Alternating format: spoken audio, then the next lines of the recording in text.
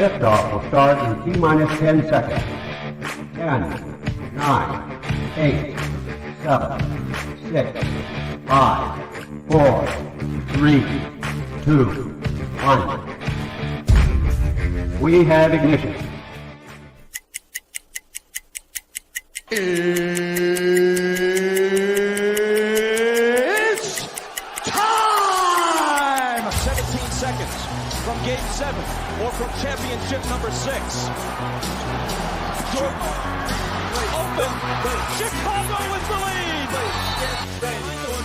Harper got a piece of it. It comes off. The Chicago Bulls have won their 6th NBA championship. Tying run at second, 2 out. Palmero over the head of Jenks. Uribe charges, throws, out! And the White Sox have won the World Series. To the far side around the 8-yard line to Hester. Under it and to the middle with the 15 to the 20, breaks free to the 25 to the 30 to the outside. 40, midfield, 40, 30 to the coast, 20, 15, Hester 5. Oh! Touchdown!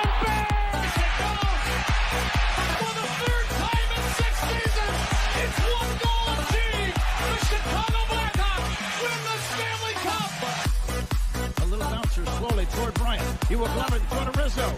It's in time. And the Chicago Cubs win the World Series.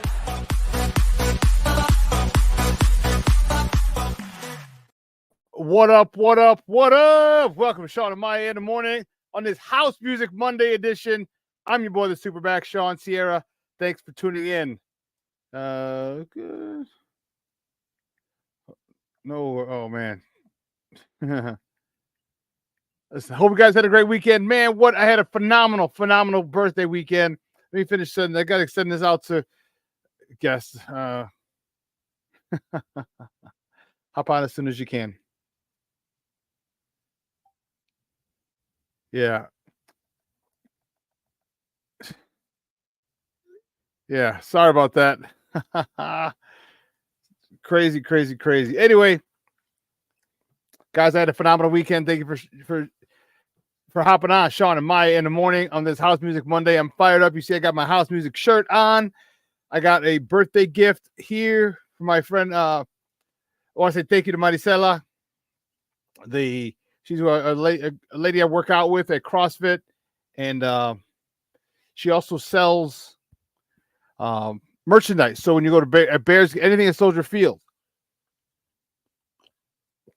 Oh yeah, good thing of tea. So she works there, and she got me this hat. I appreciate it. Thank you so much. Thank you for the birthday gift. I like it. It was funny because I didn't make it to CrossFit on Friday morning. I went Friday later. So she brought this hat for me on Friday, and she just left it in my little. We have cubicles there, and I have a little tray that I leave in there with like my platform shoes, my lifters, my jump rope, straps, all this stuff. I just leave it there. And she asked if she could, leave her shoes. They're like, yeah, sure, whatever. No biggie. And so she left the hat in there. So when I first looked at the hat this morning, I get it, and you see it's a weathered look. It's like a vintage look. And I'm like, who the hell left their old Bears hat in here? What the hell's going on? And she was like, oh, I left a present for you. I was like, oh. I'm like, why did she leave me an old Bears hat? Like, that's silly. And I saw like, oh, it's vintage. It's a trucker hat. I was like, oh, okay, I get it. It's vintage. It's meant to look old and worn. Like, I got it. I was like, okay, I like it a lot now. I like it a lot.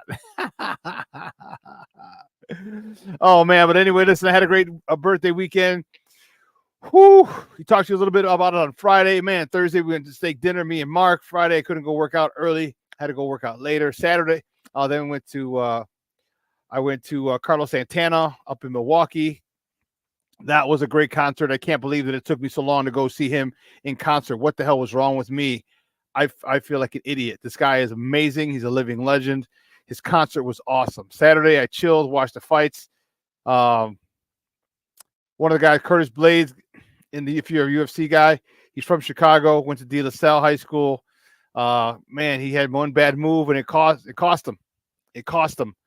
And then another guy from Chicago won the with the light heavyweight championship. Was it Bilal Muhammad? And that's the guy that one of my guys trains with him. And I was like, holy cow. So we're going to try and get him on the show soon when he gets back. We'll try and get him on the show. So looking forward to that. What else? Saturday, in addition to that, to the watching the fights, I went to the Fiesta del Sol.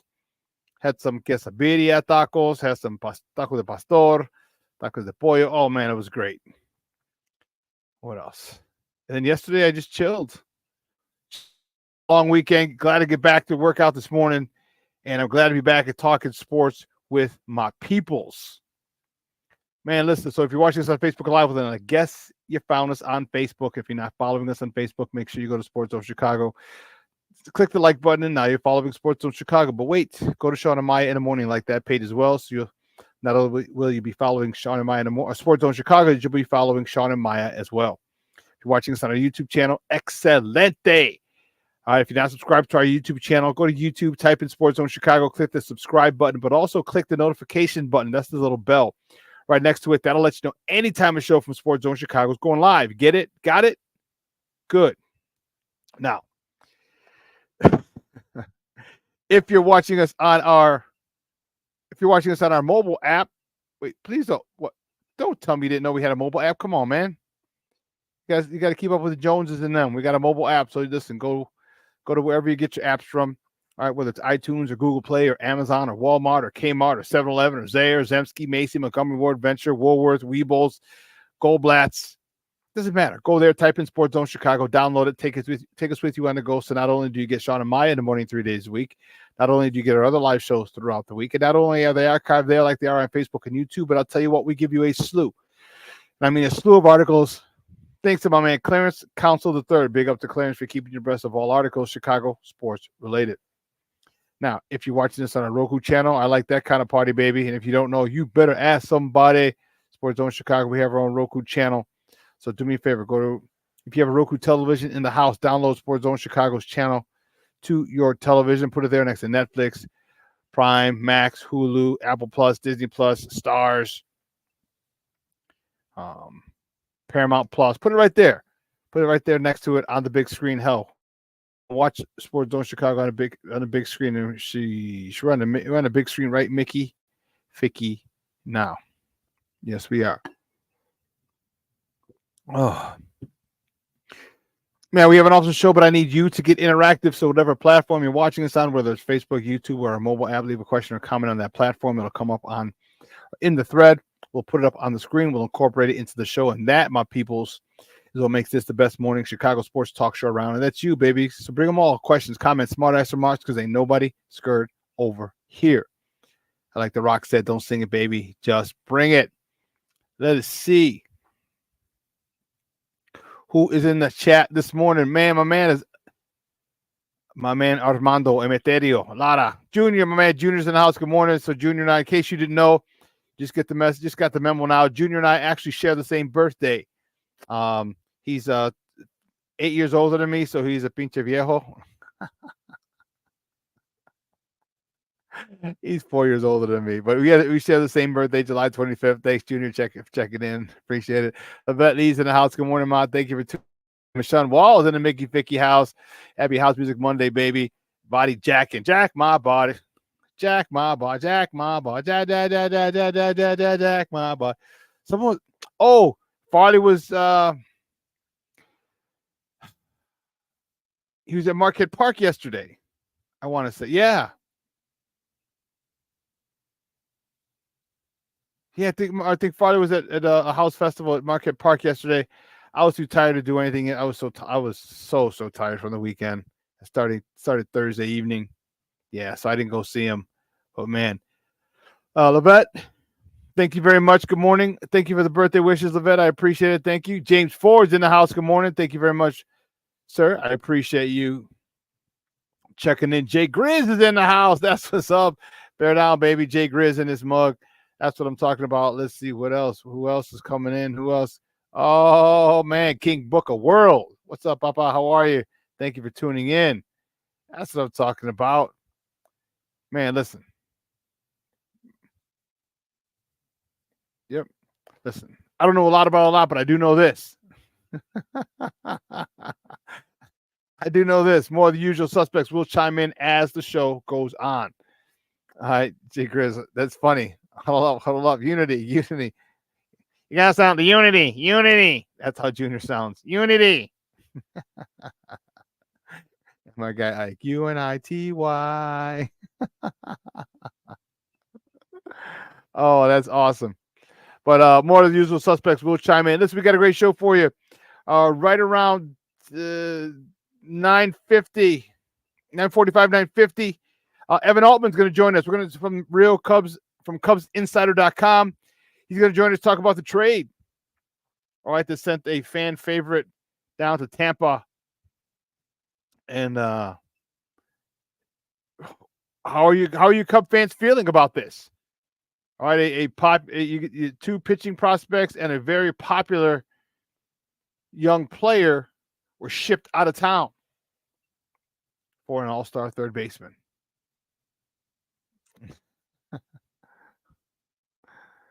Yeah, I'm nasal. I'm a nasal. Yes, you are. So, Cub fans, how do you feel about it? Evan Altman's going to come on around 9:50 or so. All right, and talk with us about that trade. Then at 10:15, my man Lester Wiltfong Jr. from Windy City Gridiron is going to join us. He's going to we're talking football, baby. It is back. You see, I got my new Bears hat. I'm all fired up. Again, I want to say a big thank you to Maricela, a lady that I go to CrossFit with. Gave this to me for my birthday, so I figured, rock it.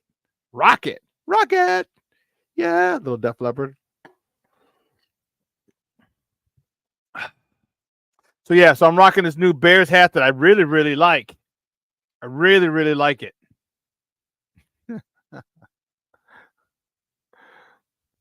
They do suck, Jay Grizz. They do suck. Not as bad as my Bears, as my White Sox, but they still suck. Plank is in the house. Good morning, Plank. Thank you for tuning in, buddy. I told you more of the usual suspects are going to be checking in. I told you, baby. I done did told y'all. I was wearing my Javi Baez. You were wearing your Javi Baez shirt yesterday in Queens, huh? What part of Queens? What part of Queens you in? Let me know. My roommate was from Kew Gardens. His paternal grandma. So his dad's dad's mom lived in. She was from Hollis. She was from Hollis. And in case you're wondering, I didn't believe it, but his uncle Mike, used to hang out with Run DMC. He said he would remember as a kid, he's a little shorty, being over at grandma's house, and they'd be in the kitchen just writing and rapping and whatever. I just thought that was pretty wild. But anyway, what part of Queens you in? You at Jay Grizz? Let me know. Oh, Richmond Hill. Sorry, you're in Richmond Hill. Okay, yeah. So he's born in Kew Gardens, but spent a lot of times in Hollis. Oh, Kew Gardens is exactly where I'm at with my Uncle Mike. Oh, Jay Grizz. And my roommate had an Uncle Mike, as well, dude. That's crazy. Great. So we stayed when I first moved to New York. We stayed there about 2-3 weeks before we found an apartment. I had money from Italy, and then I got my first paycheck from Cantor Fitzgerald. So we moved out. But I was staying at his family's his apartment. That he's an only child, so it was him, his mom, and his dad, and him were staying. So it was interesting. So I used to take the train from Queens into down to Wall Street. That was crazy. But that's small world, Jay Grizz. Small world. But that's the lineup, baby. About 9:50-ish or so. Maybe he can hop on a little sooner. Evan Altman's going to join us talking Cubs baseball. Evan Altman's from CubsInsider.com. Then about 10:15, Lester Wiltfong Jr. from Windy City Gridiron is going to join us. We're going to talk Bears, all things camping. We're going camping. Yes. So I'm fired up. We have a lot to talk about. So real quick. Did you guys go see? Have you seen Deadpool and Wolverine yet? I saw it. I'm like, I'm not a big fan of Ryan Reynolds' style of humor. He's more of a smartass, and he's not a very funny smartass. It reminded me of a lot of kids that I taught throughout my years of teaching. Just wanted to say, say something witty, which really wasn't witty. And don't get me wrong, I was a very strict teacher. But if they were funny, I'm like, you know what? That was actually quite funny. I'm like, you still got 1,000 words. Sometimes I make them write 1,000 words. I would get all the stuff from Mr. Miziora, my high school sophomore high school history teacher, who got me into Andy Frayne. But anyway, anytime he got caught talking, he make you write 1,000 words. Like if you're talking about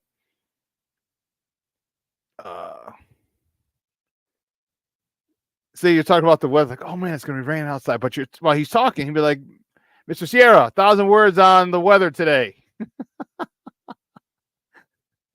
And he would have guys after school, like who had long detentions, like 2-week detentions after school, and they would count the words. They would count the words.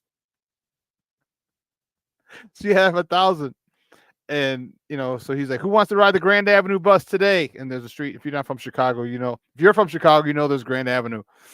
And if you're not, there's a street in Chicago. If you're not from Chicago, there's a street in Chicago called Grand Avenue that has a bus running up and down it. So who's going to be on the Grand Avenue bus today, gentlemen? So that's funny. That's funny. But,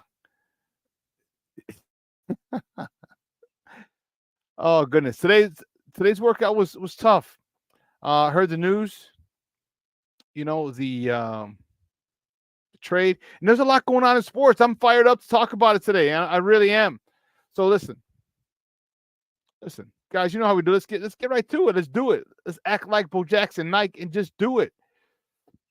Guys, you know how we do the first segment of every show. It's called Top of the Morning. It won't come just when you want it.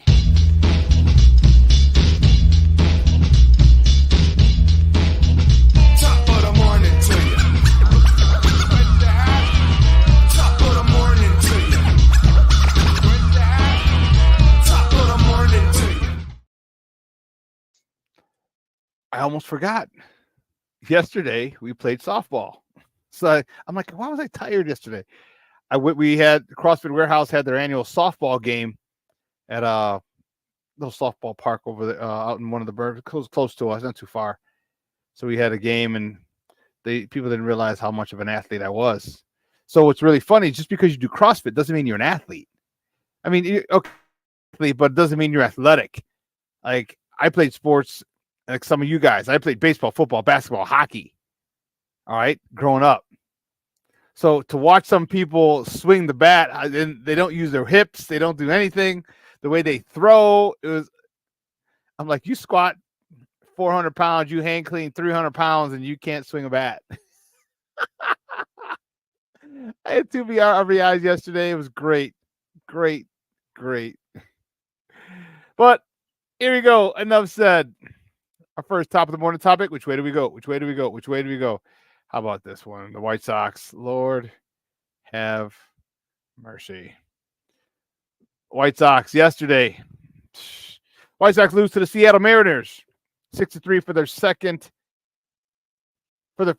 to extend their losing streak to 14 games. This is their second 14-game losing streak of the season.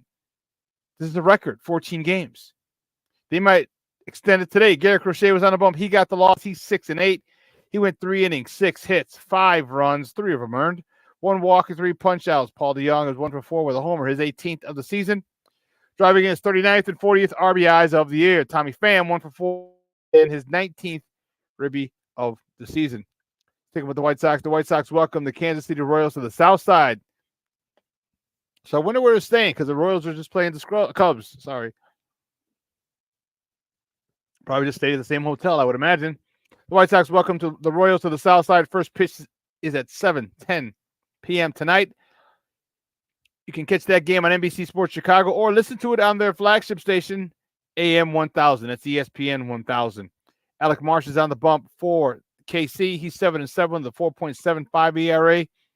He's going up against Chris Flexen for the good guys, who's 2-10 with a 5.25 ERA. Yeah, it's a tough one. It's a tough one. Well, listen, here's what we're going to do. We're going to take a quick break. On the other side of the break, all right, we'll finish up with more top of the morning topics. You follow me? So don't go anywhere, folks. Keep it locked right here. Shawn and Maya in the morning on Sports Zone Chicago.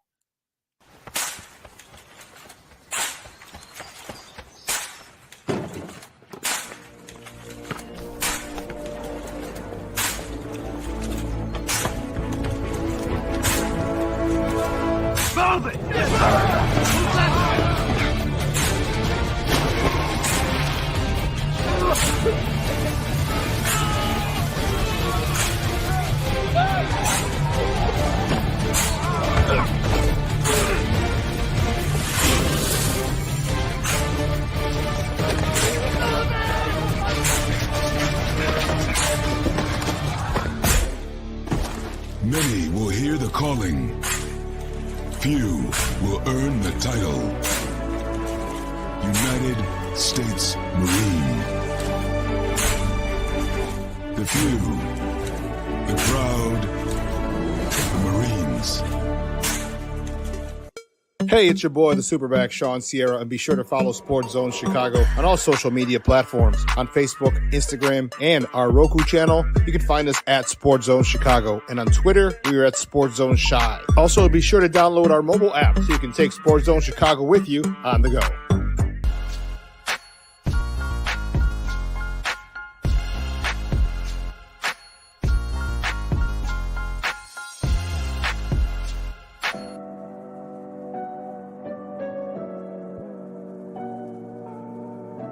How do you take care of your mind health?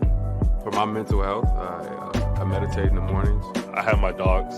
They're the best. I just find ways that help me just relax. Finding things that make me happy, like being close to my family. I meditate a lot and read books.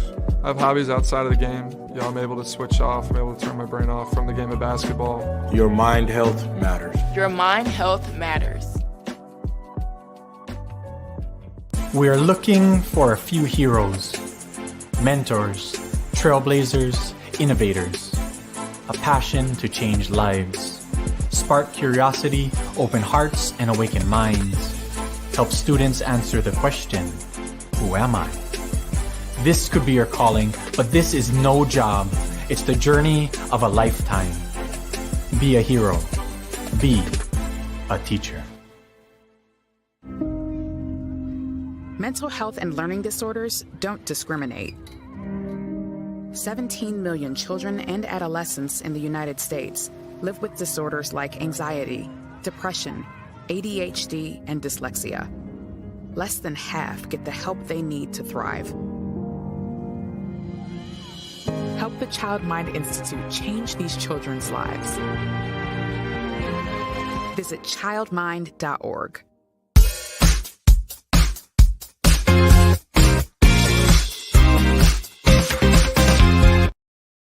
Third inning. On the ground, and there is Tommy Pham delivering. Corey Lee will come in, and the White Sox on the board here in this third inning. 19th driven in as Tommy Pham takes it through the right side. The catch right in front of the wall. Going back at the wall, Benintendi, and it stays in the ballpark. It goes off the top of the wall. So Benintendi with a one-out double here in the seventh. Haniger couldn't get back there in. Young. This one, straightaway center, well hit at the wall.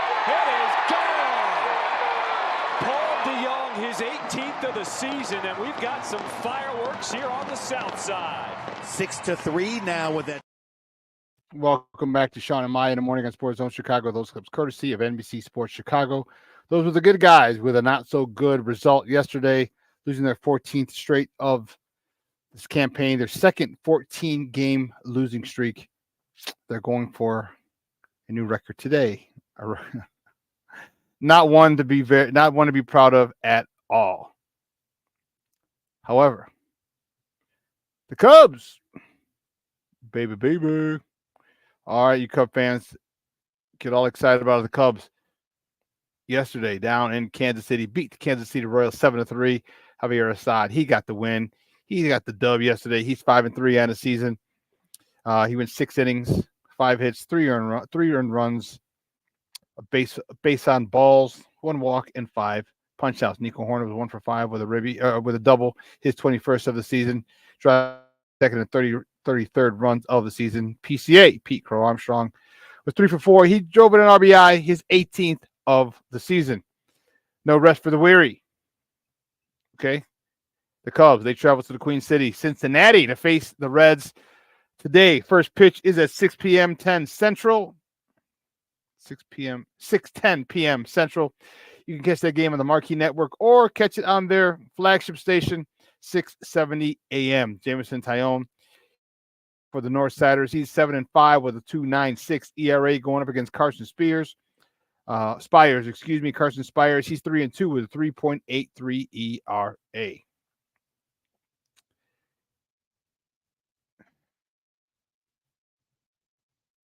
The Cubs.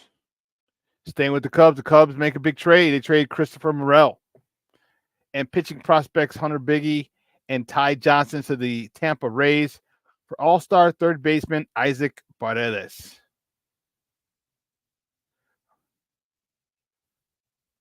Oh, awesome. Good.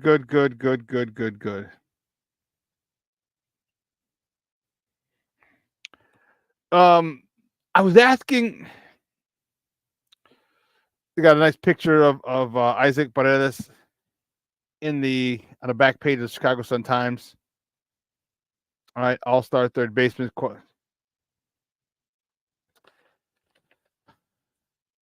Some people that follow the Cubs a lot more intently than I do said that this was a win for the Cubs. The Cubs won this trade.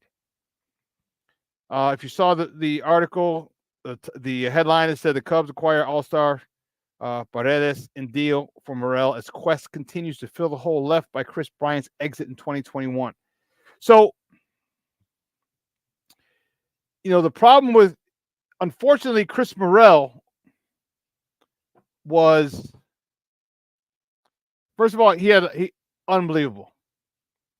Youngster played with enthusiasm, enjoyed being in the big leagues, enjoyed playing for the Cubs.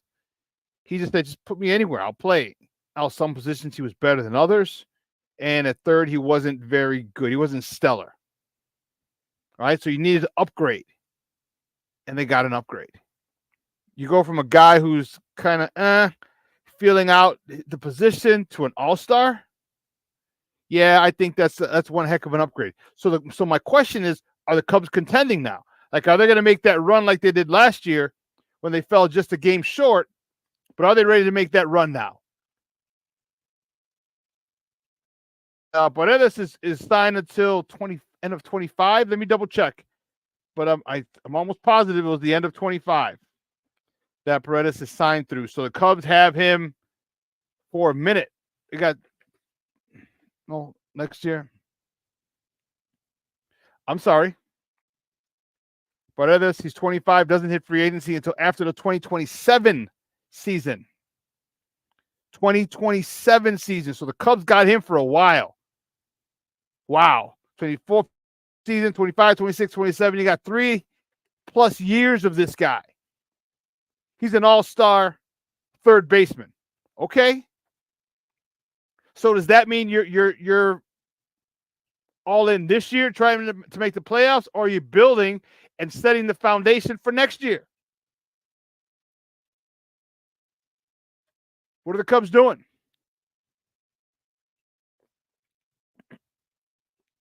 Goodness. So I don't know. I'm trying. We're going to ask Evan Altman. Evan Altman's coming on at 9:45. We're going to talk to him about it because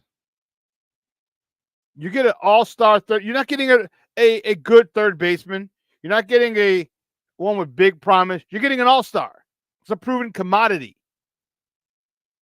Okay? You're getting so now you've shored up that the hot corner. What about first?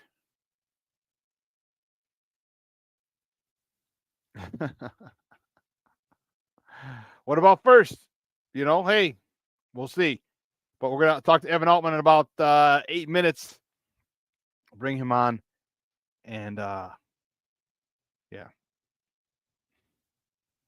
The next top of the morning topic. Yeah, baby, baby. A little more difficult than we thought. But the U.S. men's basketball team beat Serbia 110-84 on Sunday. Kevin Durant led the way, 23 points, 5 rebounds. He was unstoppable. He was a perfect 8 for 8 in the first half. Man, KD was on fire. LeBron James with 21.7 boards, 9 assists. Drew Holiday contributed 15 points, 4 rebounds, and 3 assists. This game was a lot closer than it looked, even though it is still, 26-point victory. It was close. It was close. Just went ham. KD went ham in that first half. He kept Serbia at bay, and they were playing with Joker, Bogdan Bogdanovic. I know I screwed that one up. Let's take a look at some of the highlights from that. Serbian fans roaring early. It is a good split in the steal. There is Holiday with a quick hands. Oh, yeah. LeBron James. Locomotive. It's an early James jam. To their big man right now, Anthony Davis playing the 5. They had to get it to him. Curry. Oh, that's ridiculous. First 3-ball in the Olympic career. Using the screen from Adebayo. Adebayo likes his matchup. Instead, Edwards, cash. Anthony Edwards likes his matchup as well. I'm supposed to do, get it to the fourth quarter. Oh, what a feed. LeBron James. Jordan photo that I have, my first one. Oh! What a pass, what a finish. Cal dagger from LeBron. You still got us put points on the board. Curry, stop it. Oh, no, look away. Don't you do that. Don't you do that stuff. That was Chris Kersey of NBC. Don't you do that stuff. You know what? I love it. I love it. I love it. I love it. They were having fun.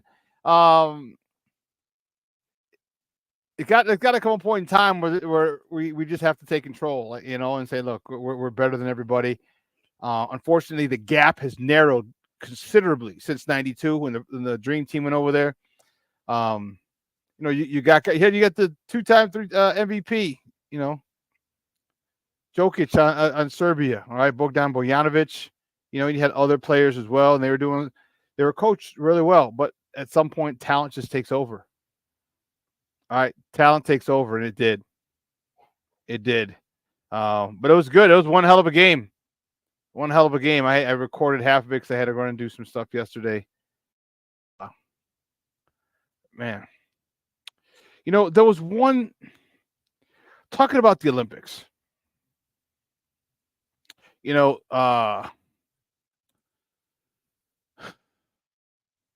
a lot of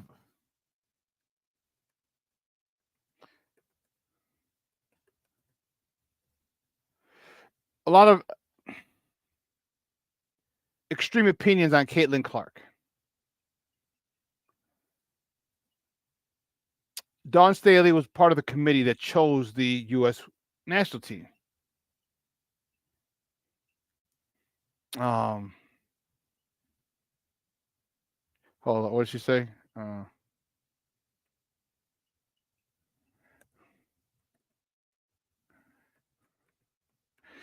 And remember what I told you.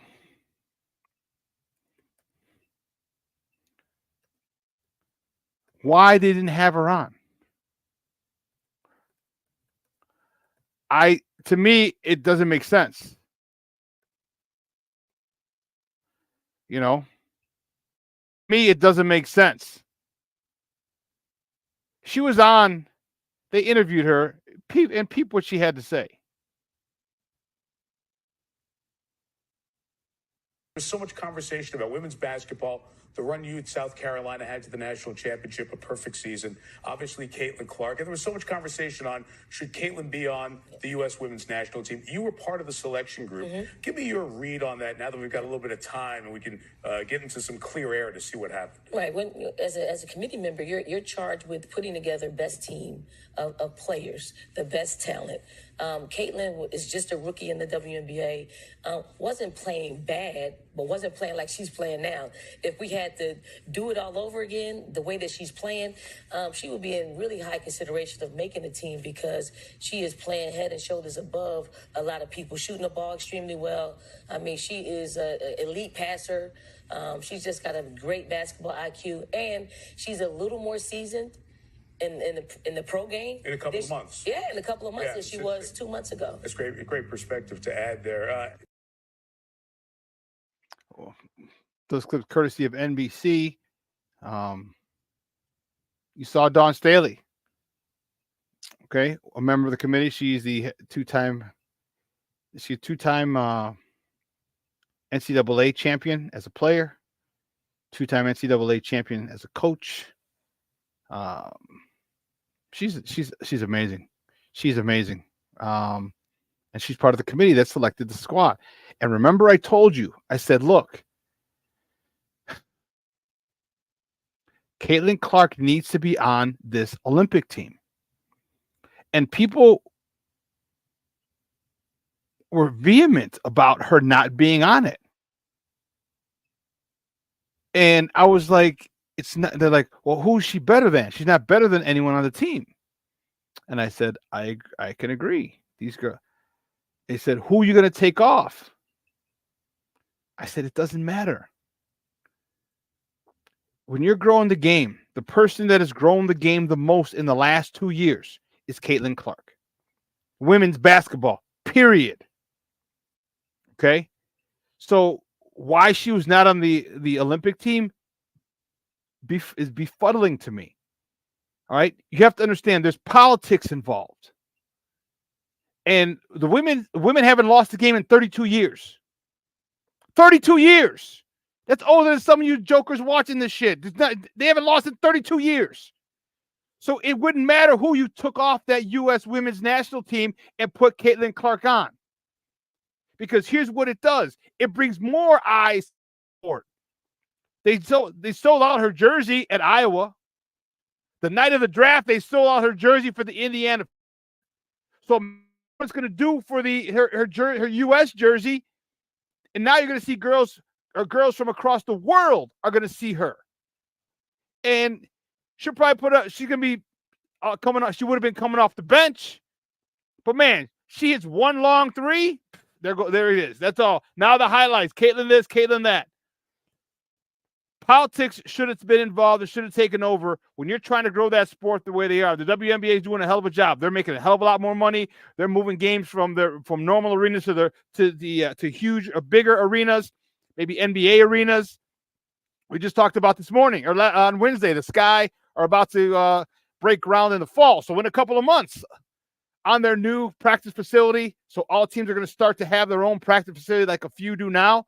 They're starting to make more money. Why not have the girl who literally brought millions and millions of eyes to this game for the last 2 years? Why not have her not on the national stage like she has been? Why not on an international stage? It didn't, and to me, it didn't matter if she was cooking or not, if she was playing really well or not. Her name alone is dollars. Her name alone is dollars. It's eyes on the sport. It's dollars. It's merchandise. So now you can sell her Olympic jersey. You can sell Olympic T-shirts. You can sell Olympic bobbleheads. You can sell Olympic anything with Caitlin Clark's name on it. And guess what? It will sell out. Because you know what? Can you name the starting five of the U.S. women's national basketball team? Nope. I can't. But I'll tell you what, you sure as hell know who the hell Caitlin Clark is, don't you? And so do people around the country. And so do people around the world, and it would have expanded her brand, which would be adding to the WNBA's brand. But my first guest, I'm fired up to talk to him about this trade, man. It seems like a good trade on paper.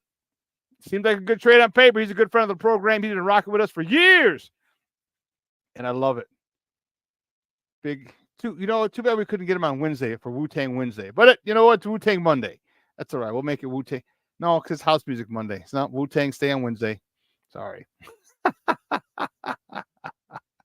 Anyway, he's the head man in charge over there at CubsInsider.com. You can find him on Twitter at @Evan_Altman. Guys, just welcome back to Shawn and Maya, our guy, Evan Altman. Evan, what's up, Papa? How are you? Hey, man, I'm doing well. I'm doing real well. It's good. It's a little bit of a gray day outside, but you know what? Sometimes you need those to get a little rest and relaxation, and hey, sit and watch some Olympics, watch a little baseball. It'll be a good day. You know what? The fact that you're on the wake up list makes it a great day. And that's. I dig it. Man, I don't know if you know, like a cousin of mine, my cousin passed away 2 weeks ago, and 57, and his heart just gave out. It's like, damn, dude, it really, and I just turned 53, so it's like, damn, like I've been here longer than I'm going to be here. You know what I mean? Yeah. So it's every day I wake up, it's like, whew, all right, not on that list today. So yeah, it's all and take advantage of the days, and I really believe me, every day I wake up, I'm grateful. And cloudy or not, sunny or not, 100 degrees, 50 degrees, snowy, polar vortex, shit, I'll stay in the house, no biggie. I just happy to be walking the face of the earth.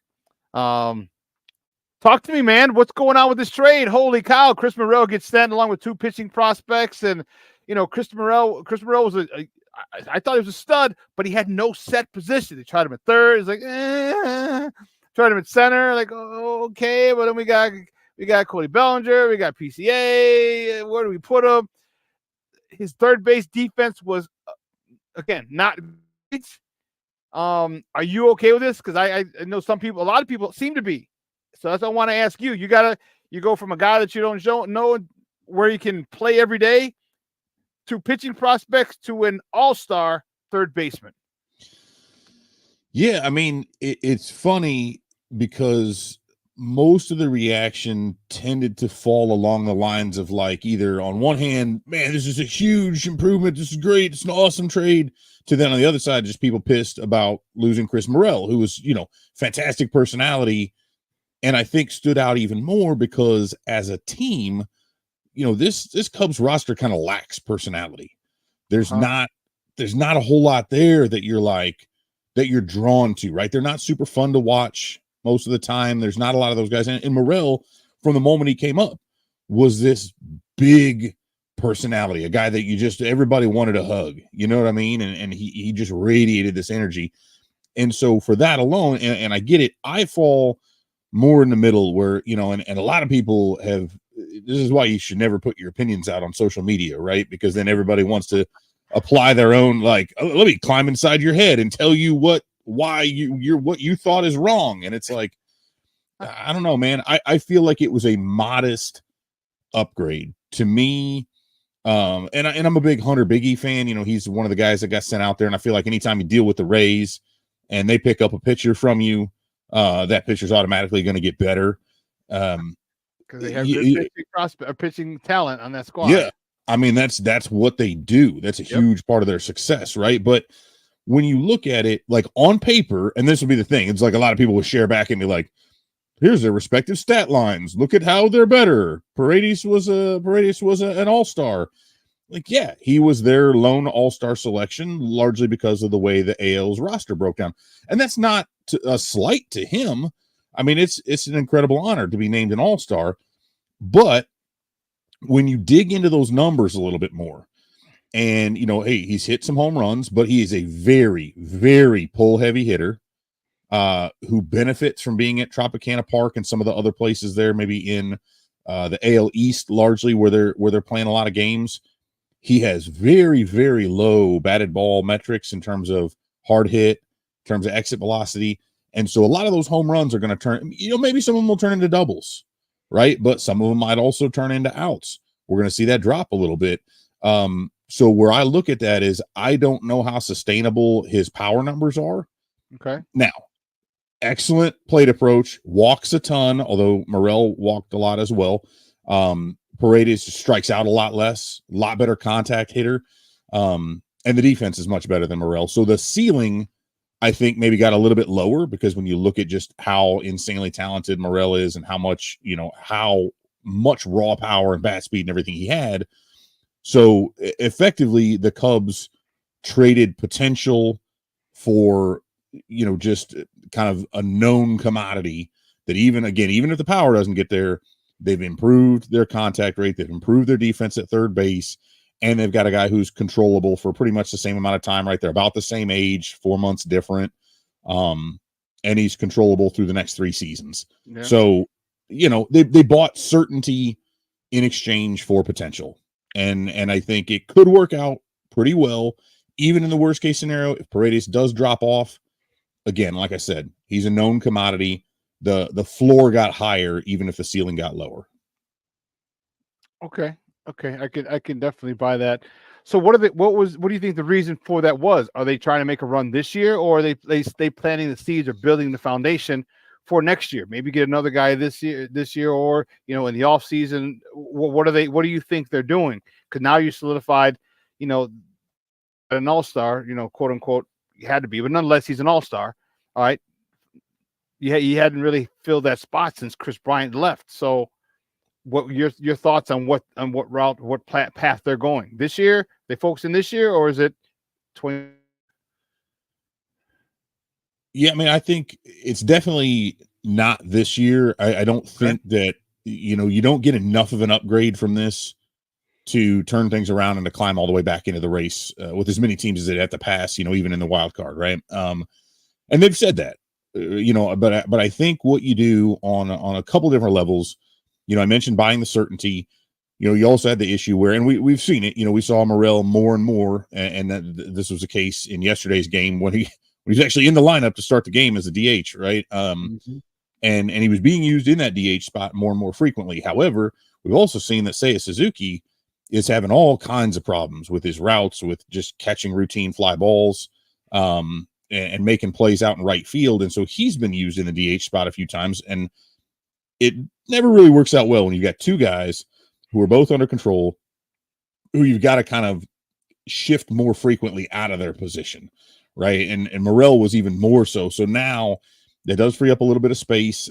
I do think, we may see another shoe drop here, whether it's by Tuesday or whether it's in the offseason, because two of the Cubs' top prospects, Matt Shaw and James Triantos, both moving pretty quickly through the system, both showing the capacity to hit at a very high level as they continue to go up. But they're also both, do they play second base? Do they play third base? Well, now you've got your third baseman locked down for the next few years. So shortstop and Dansby. So now, yeah. So does that mean, do they move from Nico Horner? Do they package Shaw and Triantos either or in a deal? There was talk about Vladdy Guerrero Jr. Do they go after a move like that? Do they go try to find a controllable stud pitcher? So there's some things, because you can't have, right, there's only so much room. And you've also got Owen Casey coming up as an outfielder and Kevin Alcantara as an outfielder. So there's only so many spots. And you can't just stick a guy down in AAA and leave him there forever. Like, you either have to use him on your roster, or you've got to trade him for somebody who you need on your roster. So I think that is, to me, and that's why I've said this a couple times too, the Paredes trade in and of itself is one thing, and we could grade that as it is, which again, we'll have to see how he continues to play. But the flip side of that is we also need to see what other moves the Cubs make as a part of this, because he fills that spot. Now you've got a little more certainty there. Where do you go? Because it narrows down what you can do elsewhere, and may make that. So this is this is a domino kind of a thing. And I think we won't know for sure how we can really grade this or look at this roster until probably, the start of next season, assuming they've made some moves either at this deadline or, like I said, during the winter. Okay, guys, we're joined by Evan Altman from CubsInsider.com, talking Cubs baseball here on Shawn and Maya in the morning on Sports Zone Chicago. So you talked about his on the road, his power numbers, and all that stuff kind of dipped. If he gets comfortable here, do you expect him to be able to maintain those numbers? Because as well as anyone, you get a nice little breeze at Wrigley, you're parking it. A routine fly ball is middle of the bleachers, and do you think they took that into account as well, when considering his power numbers, because they can go out on any given day a lot easier than many places at Wrigley? Yeah, no doubt. And I think there's some of that. Like I said, the troublesome part is just his batted ball numbers are really, really low. If you look out there, if you go to Baseball Savant, look it up, and the StatCast will show kind of where they fall in the percentile rankings. And I mean, he's like single digit percentile when we're talking about exit velocity and bat speed and things like that. And I know, a lot of guys can outperform that. Generally, when you see it, though, it's with someone like Luis Ariz, right? Who's a slap hitter. He's a singles guy. He's not a power hitter. And so it's a little bit easier to do that, prior to everybody figuring him out and realizing there was no power and you just play him real short in the infield. Nick Madrigal was a guy who was supposed to outperform that kind of data, right? Paredes is an interesting study because he's a power hitter who's outperforming these things. And so you kind of wonder, like a dead pull hitter. If you look at his spray chart, I think he's got maybe like 1 or 2 home runs to left center, pretty much all of them to dead pull left.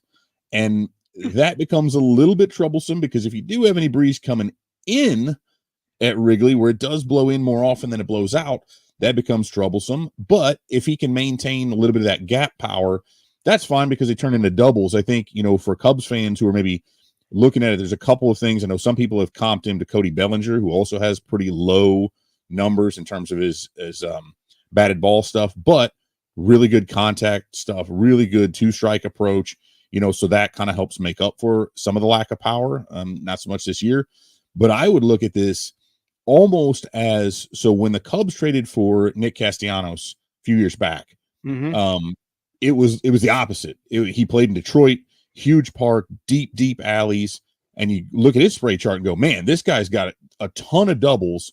They're going to turn into homers in the gaps at Wrigley and in some of the other places, Cincinnati, some other places in the NL Central. The problem with Paredes is you look at him and you go, if you look across the league and you look at the stats, the way they figure this out with expected home runs, playing in the NL Central is the lowest number when you aggregate them across the 5 ballparks, the lowest number of expected home runs out of any division in baseball for Isaac Paredes. So he's a guy who's probably going to go. So Castellanos went doubles to homers at Wrigley in the NL Central.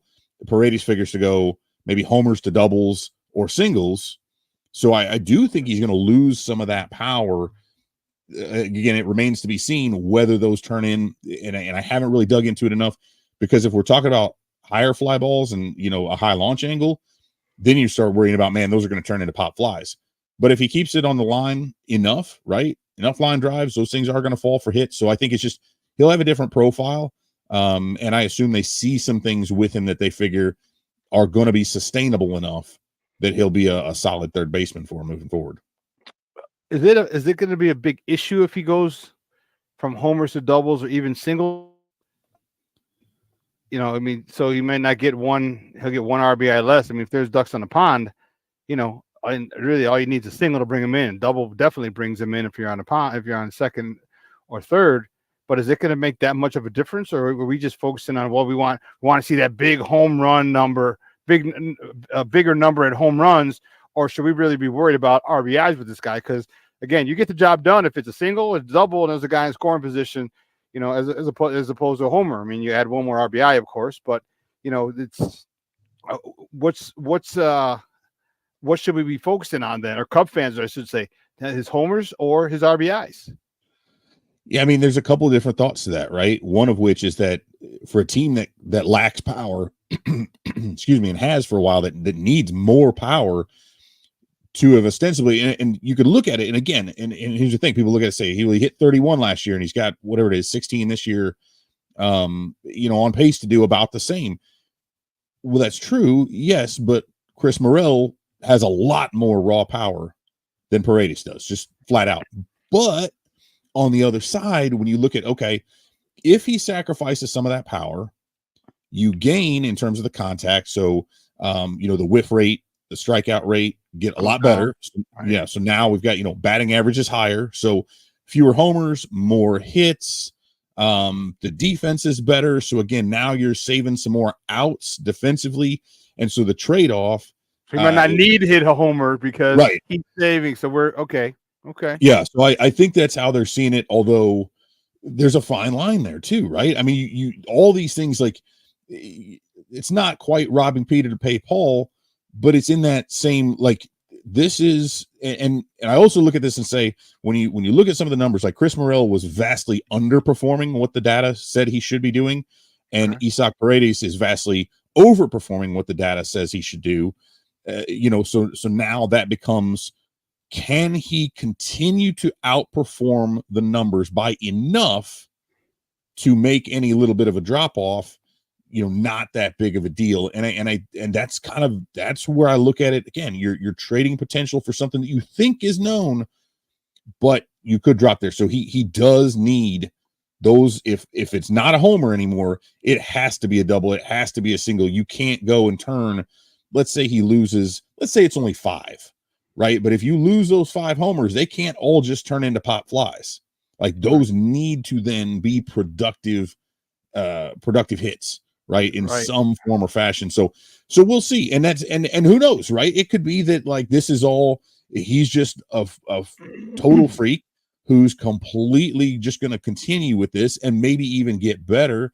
Maybe some of those numbers improve, or he just continues to make me look silly by trying to look at these advanced metrics and poke holes in his stats, and he'll just keep raking, and the Cubs are going to look at a huge upgrade, right? That could happen. This pitching staff, I'm liking. Talk to me about how you feel about it. I'm liking it. They got a lot of some quality guys. I mean, Justin Steele obviously is in there. Tyon's in there. What are they missing? I mean, they seem to have talent. They seem to have good pitching. Is it literally just the bullpen that's screwing them up, or is there anything else that they're missing? Because you look at on paper and you see some names, you're like, okay, you got Dansby Swanson, you got Cody Bellinger. I know he's hurt now; he's out for a minute. But you had Ian Happ. I mean, what's the situation? Why are they bottom feeders in the NL Central? Yeah, I mean, a lot of it, the bullpen was a problem for a while, but then that's actually kind of come around and seems to have solidified. Hector Neris isn't giving up home runs every time he throws a pitch, and he's been able to kind of lock that down a little bit. They do seem to have found some better continuity there. So the pitching staff's fine. It's just when you look at their inability to score runs, at least on a consistent basis. Like, they went the first 7 games out of the break, they scored 9 runs. And then on Saturday against the Royals, they scored 9 runs in one game. So it's like, you can't, they got shut out 3 times in those 7 games too. Like, that just can't happen. It doesn't matter how good, you could have the best pitching staff in the world, but guess what? When you score 0 runs for them, it doesn't matter. They'll lose 1-0. Yeah, right? James Lyon, go out there and be great. Who was it the other day? He had 7. It was a 7 1/3. He gave up 2 runs, and he lost. Yeah, I mean, they're just not getting them. They're just not getting enough runs consistently, right? And that's what'll happen. It's like, great, you scored 9, and they win a couple games, and like, they looked really good going into Baltimore and sweeping the Orioles and scoring all kinds of runs there. And then all of a sudden it kind of goes away, and so it's just, but like you said, I mean, Bellinger, even when he was in there, they weren't seeing nearly the kind of production that they got from him last year. Ian Happ's been streaky. He's always been streaky. He was riding a really hot streak. Michael Busch has been really, really good. He's been their best offensive player top to bottom, but there's nothing about his game that you look at and go, man, outside of when he hit home runs in 5 consecutive games, right? There's just, he's a solid player, but it's a lineup full of solid players, right? The solid to good, good to very good, no great. There's nobody great. And that's what, any team, you look at a team like the Diamondbacks making their little run, and a huge part of that is you get a guy like Corbin Carroll, like a legit superstar type of player who makes other guys around him better. You look at what the Orioles have done with bringing some of these guys up. You look at what the Phillies have done, and you've got a Bryce Harper, among others, right? Some highly paid dudes. But it takes, look at what the Rangers did, right? They went out and spent, and you have superstar players who, even if they don't, like what I've equated this to, that guy is your oak tree, right? So even if on a day when he is not maybe doing anything, he's not having his best game, he's still providing all this shade so that other players can play in that shade without that bright sun shining down on them, without the lights and the microphones and all that, that this one dude, whether he's doing everything or struggling, is going to be willing to kind of take the brunt of the force from the media or the fans or any of that, good, bad, or indifferent. And it allows other people, because at the end of the day, you know, again, you look down at Bryce Harper and he's going to go ahead and continue to put up 6-7 WAR, whatever it is, you know, hit 30 home runs. He's going to be Bryce Harper. You know what you're getting there. And so it allows those other guys to kind of step up. When your best player, and Michael Busch has been great, but when Michael Busch is your best offensive player, and, you know, he's going to maybe get 20 home runs and he'll drive in a few, he'll be fine. But he's got to be like your third best hitter. And the Cubs just don't have that guy who you're like, that is the dude. That's the guy we're putting out there up front. That's the face of the franchise. They you know, like I said earlier, they're just kind of a blah team. They're fine, but like, again, when Michael Busch could probably go into the Starbucks next to Wrigley Field and order his coffee and nobody would hassle him because they don't even know who he is if he's out of uniform. Yeah. Good for him. Like, that's easier to live your life. But, you know, I don't know. There's something about that to me that I think you need to have that guy who is recognizable on and off the field as the one who's going to carry the team. Isn't that Bellinger's job? Or him or Swanson? I mean, you got, like I said, you got talent. Should be. You know, you got center field, Ian Happ, PCA, even just go with Ian Happ, him, Bellinger, Swanson. I mean, before yesterday, Morel. I mean, you had big boppers, and what's their inability to score runs? Like, if Ian Happ plays his baseball card numbers, if Cody Bellinger played just his averages, this team is so much better, and they're in the playoff hunt. But is it the hitting coach and the approach? Is it the new manager? Why? Because there's too much talent on this team for them to be in last place. And that's the thing that bogs my mind. Believe me, I know about a whole lot of talent and last place teams, my White Sox, all right? But I didn't think you guys would be like this. Like, you have all these guys and you allegedly upgraded a manager and you're still on the bottom. I mean, it just, you know, I think there's a lot of that. And I don't want to say, you know, I'm not going to say Bellinger was like, he was playing for a contract and then got it. And that's what it was, because that's not the case, right? He didn't get nearly the contract that he thought he was going to.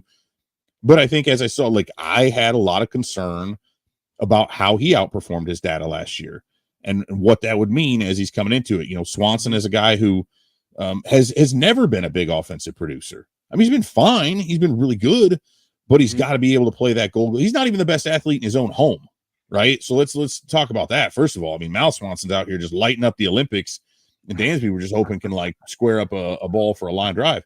Although he does seem to be coming around a little bit, but you know, I mentioned Bryce Harper. Dansby Swanson, over the next 5 years, the final 5 years of his contract, the Cubs will pay him more in each of those years than what the Phillies will pay Bryce Harper, right? And so if you're paying someone at that kind of a level, you're paying someone $25 million a year, they need to be putting up big numbers. And he's not. And I get it, right? I get that he was a better value technically than the other shortstops who signed in that class. But when you look at a guy like Trey Turner, you know, which one of those would you rather have, right? Because of some of the skill set that he brings. And I think Swanson is, you know, the power's not really been there this year. The defense has been a little spotty. His health hasn't been great. Same thing with Bellinger, right? And so I think he's also a dude who's been trying to play through some little nicks here and there that are maybe kind of, I guess, I don't know if they're lingering or what, but it probably weighed on him maybe a little bit more than what he's letting on, right? Because he's a dude who takes pride in being out there every day. And as much as I respect that, there's a point at which you've got to be like, hey, bro, you're not 23 anymore. You know what I mean? Like, Shawn, you know this. I know it really well. Like, you know, back in the day when you'd like pull a hamstring and then, you know, just put some icy hot on it and you're fine the next day. And now it's like, man, if I pop a hammy, it's like 6 weeks before I can even bend down and tie my shoes again. Right. So like Swanson's not a young man. Like those little bruises that you could play through when you were 22, 23, you're in your 30s, dude. You can't do that anymore. So like discretion is the better part of valor. So like I'd rather see a guy at as close. Nobody's ever at 100%, right? Professional athletes never at 100% after opening day. But I'd rather have you at as close to 90 or 95 as you can be, rather than being like 80 for 3 weeks. Like take that IL stint, get healthy, get the treatment. But I think that's a big part of it. It's just not, again, it's just not constructed to the point. None of those guys should be. Bellinger's the closest they got, but he should not be. He's not a superstar. He's not a Juan Soto. He's not a Shohei Ohtani. He's great, but he should be maybe your second best player. But they've put themselves in a spot where they've got a bunch of dudes who should be the team's second or third or fourth best hitter. And instead they're all kind of vying for being the best hitter. And that just doesn't put you in a good spot. Guys, again, we're joined by Evan Altman from CubsInsider.com, talking Cubs baseball here on Shawn and Maya in the morning on Sports Zone Chicago. So this team constructed, like I said, if they play well, even outperform their numbers a little, this is a completely different team. So we're talking in 2025, they could be atop the division because Bellinger's playing the back his baseball card, Swanson, Ian Happ, all these guys, Paredes, all these guys, nothing crazy, no special season, just average. And all of a sudden this team can be at the top of the NFC Central, NFC, NL Central. Hey, as long as they beat the Packers. No, that's yeah. I mean, absolutely. Like that, and that's kind of the thing with this. Though, it is. As a GM and a fan, but I think that was the deal going in when you kind of base it on, and the Cubs have spent a lot of money, right? But again, it's like, and the analogy I made before was like, okay, you see a car commercial, right? If you see it, look out there for a really nice, whether it be a Mercedes or BMW, whatever we want to say, right? And you see the commercial and they're showing this thing and they're showing how cool it's got this big giant touch screen on there and all the, heated seats and cooled seats and all this cool stuff. And then it's like, the model as shown is like $100,000. You're like, oh, that looks cool, but I can't afford $100,000, but I still want a Mercedes. Let me go buy one off the used car lot from 5 years ago that still has the badge on the front, but it's got crank windows, and man, I got that Pioneer CD player in there with the removable face and all that. It's like, this was cool at one point, but I can't afford this one. But hey, still a Mercedes. You know what? I could buy 3 of those because they're still so cheap. And it's like, that's kind of what the Cubs have done, right? Instead of going out there and splurging on one car that's going to last them, you're going to keep for 10 years. Yeah, they went and got 3 of them that'll maybe be good for 3 years apiece. Vehicles. They just spent the same amount of money. They're a top 10 payroll, but they don't have any, like, what'd you get for that? And I think that's part of it, is like, if I go buy that new car, right, that thing, I know this is what this is going to do, and this is going to take me everywhere. This is my daily driver. It's going to be awesome. And it's brand new. It smells great. It's got that new Bryce Harper smell. But as it is, they got like gum stuck in the back seat on the upholstery and some stuff like that it's like, all right, if everything works out right, like you said, if they all play up, but there's enough flaws in most of these guys to where the chances of them playing at even the 90th percentile of their overall potential is not as good. And that's what we've seen, is that a lot of them are falling below that. And as a result, they don't have enough to make up for it. And so, yeah, that's the frustrating part, because you could see this, you could see it coming, right? You could say, man, if they all do this, they'll be really good. But it's a very big possibility that enough of them won't do what they need to do that we're seeing. And this is like the worst possible. Like, being in last place was never supposed to have happened, obviously, but not for that money, right? But it's, you watch it and it's, dude, it's been happening. I mean, here we are in late July. We're way too far past to be like, oh, this is a fluke. Like, this is who they are. Evan, great stuff, buddy. I appreciate it. Do me a favor, though. Let everyone know where they can find you and your work online. Yeah, so Real Cubs Insider on X, or at D Evan Altman there as well. You can just go check out CubsInsider.com. You can find us on Facebook as well. Just put in Cubs Insider. You should be able to see us and find all our work. dude. Great stuff, man. I know I got a lot of Cub fan friends, and they're pissed. They're like, thank God training camp started. I got a Bears guy coming up, and they're like, whew, I don't want to talk Cubs. I want to talk because I don't even want to talk White Sox. The White Sox had so many great promotions this year. Like, I'll just go get them off of eBay. Yep. I don't even go to the game. Save yourself the pain, you know.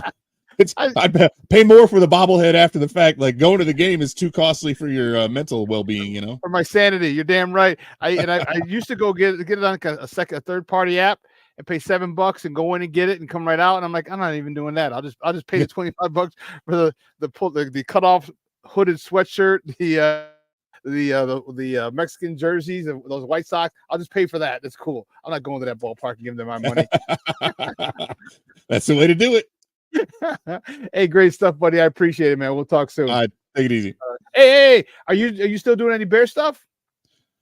We still got Bears Insider going on. I'm not doing as much. I keep myself. Okay. I step back from it so I can be a meatball fan again and not have to be like kind of do that. But yeah, Michael Cantor is one of our guys, and then Shawn Holland. They both write for us at Cubs Insider, but they're doing all the Bears coverage and getting stuff going over there. So we still got that on lock, and that's, I tell you what, man. We talk about the Cubs not having any personality. I love the fact that the Bears have brought in some dudes. You know, whether we're talking about Caleb Williams or whomever else. So like, there are some personalities, and that being on Hard Knocks is going to be huge. Bringing that out, the same thing as you talk about Caitlin Clark being in the Olympics, and started to ramble and push you, but I love the fact that the Bears are putting themselves out there now as, ideally, again, for the first time in a long time, a nationwide product with some players that people outside of Chicago can get excited about, start seeing, and then we can start watching a team that's actually fun to watch again for the first time in I don't know how long. So, man, I hope that's the case. You and me both, man. We'll bear to freak down, baby. All right, we'll talk soon, Evan. Thanks, brother. All right, brother. Take care. All righty. Guy, that's Evan Altman from CubsInsider.com. We're going to switch gears. We're going to take a quick break. When I say quick, I mean like a minute. On the other side, my man Lester Wiltfong is ready. He is ready, baby, and I'm ready to talk to him. I'm ready to talk. Is Caleb a bust? Because that's what we heard. Then I heard Caleb is ready for a gold jacket. He should go this Thursday and get his gold jacket. Then he's a bust again. Then he's a gold jacket. What is he after 5 non-padded practices? All right, 3 or 4 padded practices. He's a bust. He's a famer, and everything in between. We're going to talk to Lester and ask him where he thinks he should be. So don't go anywhere, folks. Quick break. We'll be back soon. Don't go anywhere. Keep it locked right here. Shawn and Maya in the morning on Sports Zone Chicago. Hey, it's your boy, the Superback, Shawn Sierra, and be sure to follow Sports Zone Chicago on all social media platforms, on Facebook, Instagram, and our Roku channel. You can find us at Sports Zone Chicago, and on Twitter, we are at Sports Zone Shy. Also, be sure to download our mobile app so you can take Sports Zone Chicago with you on the go. Time out. How are you feeling right now? Happy? Excited? Angry? Overwhelmed? One of the best things you can do for your mind health is to name what you're feeling. It can sharpen your awareness and help you talk about your feelings with someone you trust. Here are 3 questions to ask yourself. Where are your thoughts right now? In the past, the present, the future? Do you notice any sensations in your body? Is your heart beating fast? Is there a flutter in your stomach? Or are you fully relaxed? What do you need right now? Time with others? Time to yourself? Remember, there's power in this awareness. So find ways to identify what you're feeling today.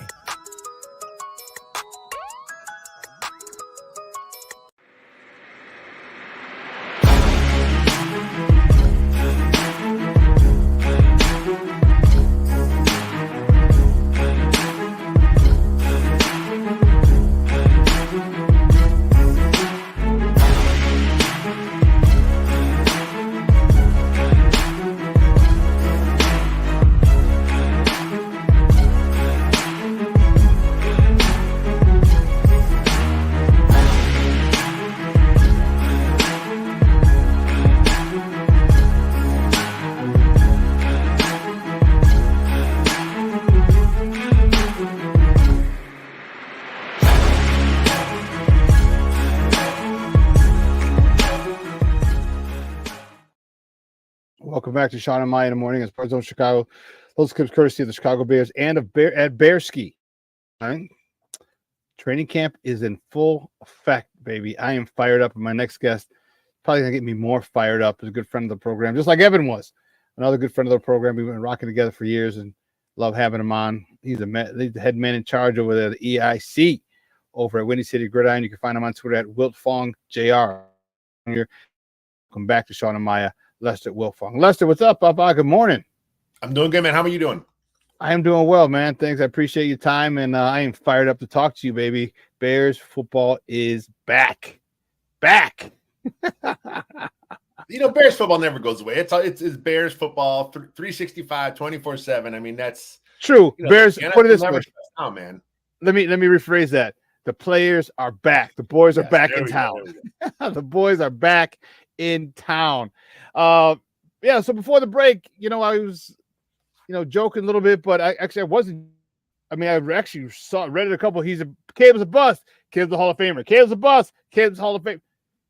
It's after 4 or 6 unpadded practices, then a couple of practices with pads on.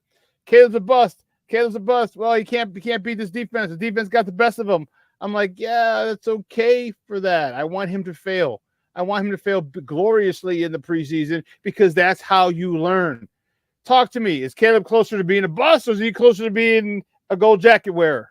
I think he is closer to being a rookie right now. That's what he is right now. He's a rookie. Like you said, he's had 4 or 5 practices in the NFL and the camp setting.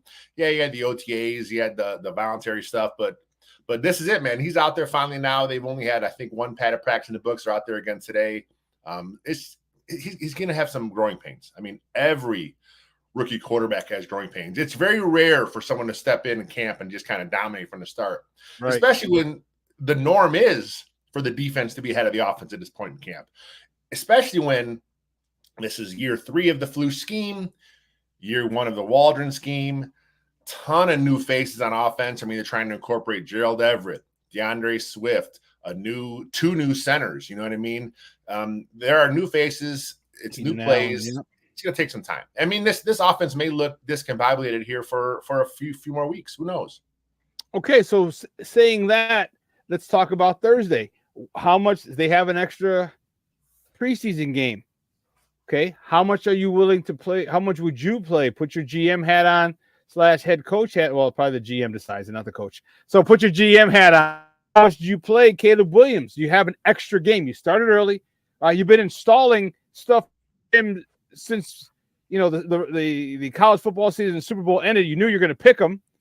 All right, so you're probably installing stuff with him at that particular point under the radar, of course, but nonetheless. So how long do you play this guy? Do you take advantage of that 4th preseason game? What do you do, GM? I think it's important that he kind of goes through the motions. We always hear a lot of times how the coaches talk about how the mechanics of prepping for a game is something they want to get these kids used to. And I think it's important that he starts the game. He may not. I mean, like you said, it's Hall of Fame game. It's an extra one. It's exhibition. It really doesn't matter in the grand scheme of things. But I think it's important for a rookie quarterback and all these new players to kind of go through the motions, get out there, maybe play a series or 2, and then get them out of there. I mean, they're still working through some issues on the O-line. They're still trying to figure some stuff out there. I just think at this point, like you said, take advantage of the extra time. It is some live contact going on there. Get them out there, let them play a little bit, but then get them back out of the game as quick as possible. 2 series, 3 series, quarter. That's all you need. That's all you need. Okay, I'm a little more meatheadish and get off my lawn. I'm like, give me a quarter and a half. I just think that it's, and people talk about the threat of injury. I'm like, yeah. I said, well, you could get hurt at any time. Yeah. Right? Ask the New York Jets. Okay, ask the New York Jets. You can get hurt at any time. So that's why I'm like, you know what? Bump it, because the more you screw up and fail now, the sooner that success is coming. And we have an extra preseason game. All right. Let's take advantage of that. And I know we're going to play this team a couple weeks in a couple of weeks into the regular week 2. It is. All right. Who cares? I don't care. I just want the timing. I want him him being comfortable. There's a lot of things I want. I want the defense on 10, which they should be, because dude, they're adding the right defensive end, the only guy in the free safety. All right, all the 9 are back. All 9 are back. They're learning nothing new. They're learning nothing else. Maybe a few different things from Coach Washington, but this is still Fluce's defense that they're running, and this defense better roll. So let me say with the offense before you go to the defense. What do you expect from that offense? Do you expect come out throwing like gunslinger, or like, hey, hand the ball, third, and pass a little bit. All right, and just keep it really, really, really basic. Not that they're going to open up and show everything, but you think they might entice us, tease us a little bit with what could be coming. Yeah, I think it's pretty basic. I think it's if you think back to the old school when there was 4 preseason games. Yep. Back in the day, the first preseason game was the starters for a series or 2. That's all it was. So I think that's kind of how they'll play it this time. Mm-hmm. Yeah, it's going to be kind of vanilla. The defense won't blitz. There won't be nothing. No extravagant. Coverages back there. Like I said, they play each other week 2 in the season, so they're not going to show anything they're going to do in that game. I would not be surprised if they kind of come out and just kind of keep it really basic. But they are going to throw a little bit. They have to. I mean, this is the NFL. You still got to get things ready. You're still incorporating a new offense. You want to get the timing down, and you may kind of see things kind of flip up in the second half when it's all reserves. But I think we're going to see a little bit of the Shane Waldron experience here in the first game.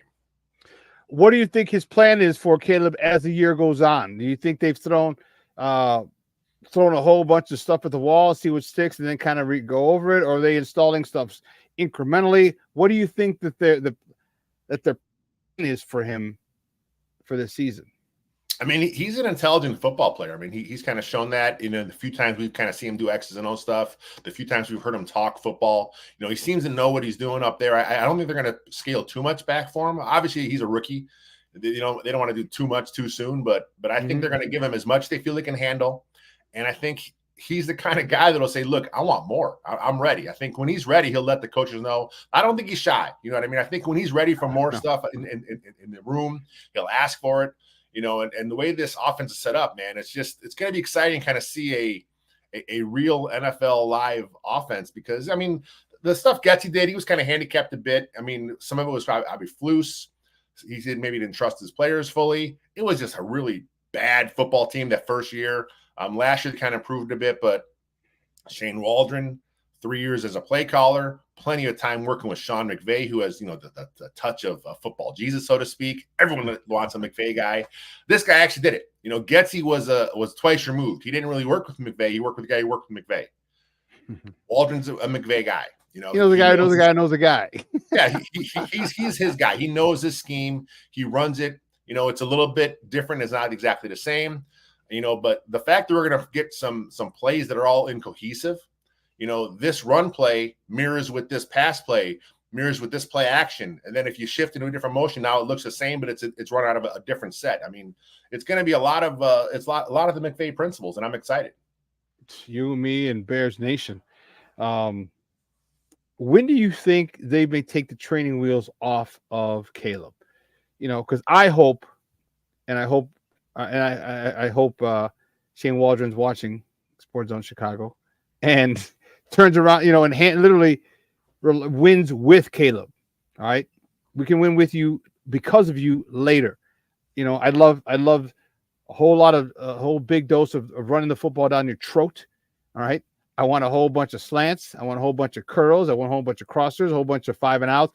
Getting that short game together and basically get it stuck on automatic, because now double moves come into play. Do you think that this is the way he's going to go? And when do you think he's going to take the training wheels off? Week 5, week 7, week 10? Because they got week 8, 9, and 10 are the Commanders, the Cardinals, and the Patriots, and those teams suck. I mean, the Cardinals might be the best of those, but that's like being the tallest midget. So, when do you think they actually take the training wheels off of Caleb? I mean, ideally, you would like to kind of see the Bears kind of play things kind of pretty close, the first part of the season, because all their division games are pushed late, right? Yep. So if Caleb gets comfortable, the offense gets comfortable, things are really, really clicking. By the time they finally jump into the Lions and the Packers and Vikings games, I think that's what you like to see happen. I do too, and I think the early part of the season is very forgiving. All right, they won't exploit the team. Screw up against San Fran, you're getting screwed over. You screw up against the Packers or Detroit, they will exploit you big time. And I think the beginning is very forgiving, which is why I'm hoping he runs the ball heavy, gets a little confidence, you got the bye after London and the Jaguars. All right. And then those 3 softer teams, not easy, but softer teams, you hopefully you open it up and you have so much confidence from those previous 6 games that you're like, okay, here we go. Now let's open it up a little bit, because the sooner they can get it and get comfortable, man, you're right. This offense is going to be unfreaking unreal. We're talking back to the Brandon Marshall, Alshon Jeffrey, Marcellus Bennett, Matt Forte, Jay Cutler days, where you're just like, holy cow. So hope that goes well. What about this offensive line, though? Davis, he's hurt again. I don't know if I'm not even going to say it, but he's gimpy. All right, you're trying those 2 different centers. What the hell's going on with the offensive line? I think the best thing for this team may be just to go ahead and put Shelton at center, put Ryan Bates at right guard, and make Nate Davis a reserve. I'm rooting for Nate Davis. He had a rough year last year. I mean, he lost his mom after a long battle with an illness. I mean, that's trying on a player. That's trying on anybody. You know what I mean?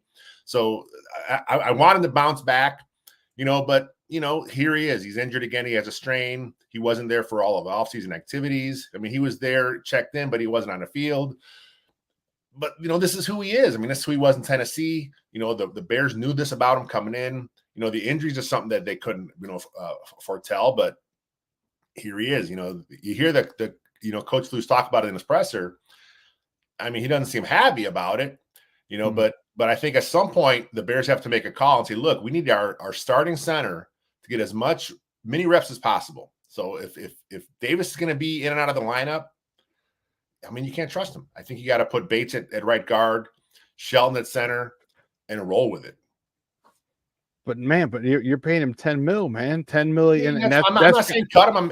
He's still when he's out there and healthy, he's a pretty good football player. But if you're not available, I mean, if you're not a guy that the Bears can count on, I mean, I'm fine making him a reserve. I mean, that's a pretty solid reserve if he's your backup. That's a pretty expensive reserve too. He is. And then next year, his contract is where you can cut him, and then I think he's gone for sure after this season. I think you might be right, especially with these guys. And truth be told, Lester, I'm gonna keep it a buck with you. As soon as you can get Tevinjenkins over to that right side, man. I lost your audio. Sorry, I hit the wrong one. As soon as you can get, Braxton Jones is okay on the left side. He's solid. All right, my ceiling for him is an above average left tackle, which you can win with. All right, you can go get a left guard. You got the guy you saw on the go. Who's the two guys fighting for center. One of them is a guard. Shelton and Bates. Bates. So put Bates at the left guard, dude. I want Tevinjenkins and Darnell Wright on that right side, and everyone and their mama is gonna know on 3rd and 1, 4th and 1, the hell we're going. All right, we're going in 23 personnel. Okay, we got a big dude in big tight end in motion, followed by a fullback, followed by okay. That's what I'm talking about. I just hope I would love to get as soon as you get Tevin on that right side, Lord have mercy. Talk to me about this wide receiver core. All right, everyone's talking about who's the first to 1,000, who's this, who's that. Who do you think he vibes with first? And is Rome going to be the kind of like the sleeper, even though he's a first round pick because of the 2 studs at wide receiver room? I mean, it's so weird because there are 3 studs. I mean, literally with Odunze, obviously he's a rookie. You don't know what he's going to bring, but he was one of the best college football players, in the draft last year. I mean, if it wasn't for receiving, it wasn't for Neighbors and Harrison, everyone would have talked about Odunze. He would have been the guy, but he happened to be in a class where there were 3 studs. It's probably even a better class than that once it all said and done. But Odunze is really good. Allen's really good. DJ Moore is really good. You would think that because he's coming in with Odunze, they already have a relationship, that there's something there. But when you get on the field and you look out there at a guy that's a 6-time Pro Bowler, Keenan Allen, I mean, how can you not rely on him? He knows how to get open. I mean, that's the thing about Keenan Allen. He knows how to work those zones. He's not the quickest guy like when he was younger. He's a pro's pro. He has great routes. And man, I don't know if you saw those 1920 Football Drive episodes where they showed those clips of Keenan working out. I mean, he's got some quick feet, man. I mean, so really he knows how to get open. DJ Moore knows how to get open. Dunze knows how to get open. They're going to have so many ways to kind of go after teams. I mean, we talked before. Who is the defense going to roll to? You know, what are they going to do? You know, someone's going to get single coverage. Someone is going to have a guy they can kind of go up and box out, whether it's Cole Kmet, whether it's a Dunze, you know, Swift out of the backfield. You know, there are going to be guys open in this offense because you can't cover everybody. You can't. You literally just can't. As a defensive coordinator, I'd be pulling my hair out. Think I don't have any, but it'd be some long nights prepping for these guys. Like who? Because it's not like ascending players. It's not like these guys are kind of good. Like you're talking 1,200-yard receivers, and the guy who led at college FBS in receiving last year. All right, and you're like, holy sheesh. So now you know what I mean. So I'm looking forward to that. And I double dog dare him. All right, to roll coverage of somebody. You know you're gonna have to, and as soon as, and that's why I asked you how much you play Caleb, and not that they're gonna double in preseason, but still I need him to get as much real time reps as possible. Yeah, right. Because once he sees anyone think about shading to DJ or Keenan, I don't think they're gonna shade to a Dunze yet. Either DJ or Allen. Man, boom. Now I already know where I'm going because, boom, they're doing this safety's shading. That leaves a little bit more of a soft spot here. Boom, here we go. That's going to be awesome. Awesome. Let's go to the defense.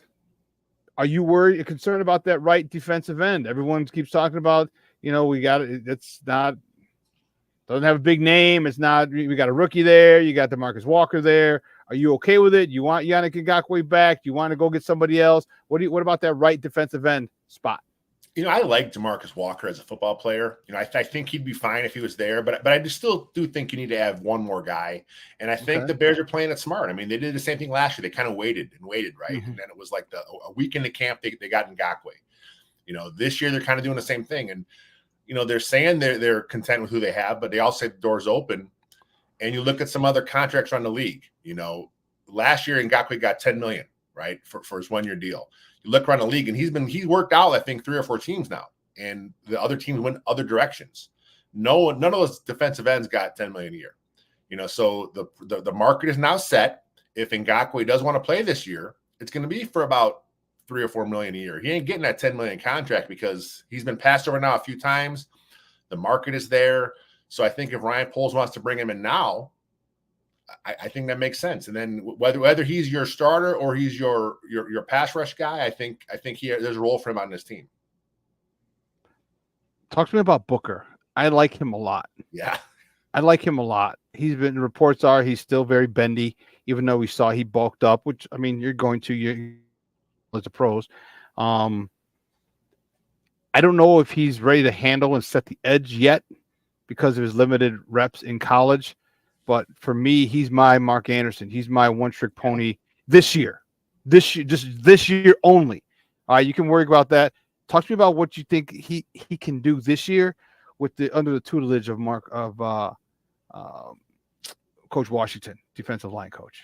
Yeah, I mean, he's got a couple good coaches. Then his D-line coach, Coach Smith, he had Max Crosby in with the Raiders. And that was the comp you heard quite a bit coming out. You know, he's raw.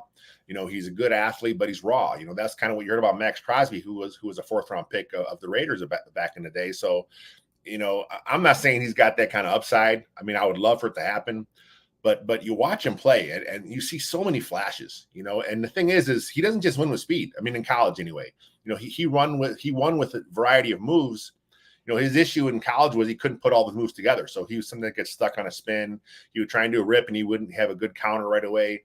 You know, but we're talking about a redshirt sophomore, you know, who really only started 1 year. So he's very young in the NFL. You know, he's still coming into his body. You know, he's 6'5". He's a good athlete. He added some bulk this offseason, you know, and then with working with Coach Smith and Coach Washington, you know, 2, you know, D-line gurus, I see no reason why he can't provide an impact as a pass rusher year 1. And then, you know, eventually down the line, you know, he is your starter opposite Sweat. I feel that same way. It's important for a kid, every time I said this on my show on Friday, every time you step up a level, okay, Pop Warner to high school to college to pro. All right. When you're fortunate to step up a level and you have great coaching, okay, that stays with you. Okay. You don't have to unlearn bullshit coaching that you get if you're unfortunate and get, a Luke Getsy quarterback, as your quarterback, as your offensive play call, and those things. So even if he leaves, I'm not saying he's going to, but even if he leaves, or I get traded, or I go to another team, whatever, those fundamentals that I saw that worked for me, that made me successful as a young player, this level, whatever level I'm at, are going to stay with you. And I think that's going to be really, really important for Booker, because especially if Washington stays for a couple of years. You talked about his ability to move together. Well, guess what? He's got a guy on the other side, Montez Sweat, who does a pretty good job of it. All right. He's got another guy in DeMarcus Walker who can talk to him. And he's got a coach who can help him put those together as well. Those are three pretty good resources. And that's why I'm really excited about him. Even if they platoon him, all right, DeMarcus, you're in for a second. And hey, maybe some third will kick you in. Third down, Booker goes in. If they even do that type of thing, dude, I'd be happy as a pig in slop, because now he's like, all I got to do is just go get the quarterback. Do not pass. Do not stop at the running back. Just do not collect $200. Just go right to the quarterback.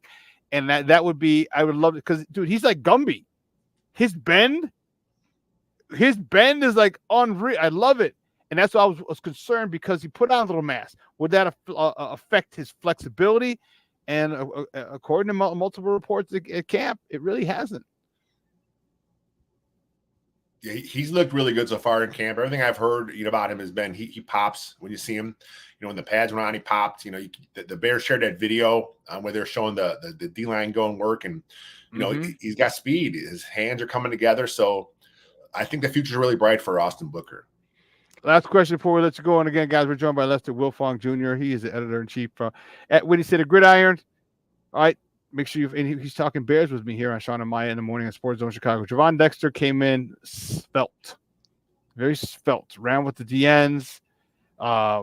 People are saying he's looking really good in camp. Your thoughts on him and his step forward? All right, and I mean his maturation. All right, now he's trimmed down. He's in better shape. He's going to be with Coach Washington. Again, Coach Washington, to me, that was the second best acquisition this offseason after Shane Waldron. And it's going to have effects across the board. But give me your thoughts on Gervon Dexter Sr. Yeah, I mean, you talk about it. I mean, the coaching really matters in this case. You got a guy coming in who's really raw last year. As the year progressed last year with Dexter, he got better and better. We saw the Bears kind of move him up and down that line. He rushed off the edge quite a bit. So he went all over the place. So he is my key to this entire defense. If he comes through, if he gives Coach Flus that 3-tech he wants, if he's his DeForest Buckner, if he's that guy, this defense is going to go to another level, because, the 3-tech is the engine of the defense. You hear him talk about it.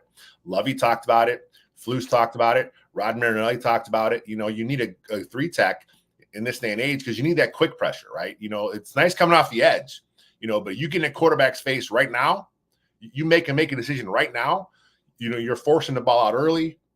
That leads to more interceptions. So if Dexter can be that guy, and again, we talk about training camp, it's early, who knows, and plus he's going against the Bears O-line, which is probably an advantage to Dex here, but yeah, he looks good so far in camp, and it's exciting, because if he's the guy, man, this defense, another level. What your thoughts about their nose guard? Billings.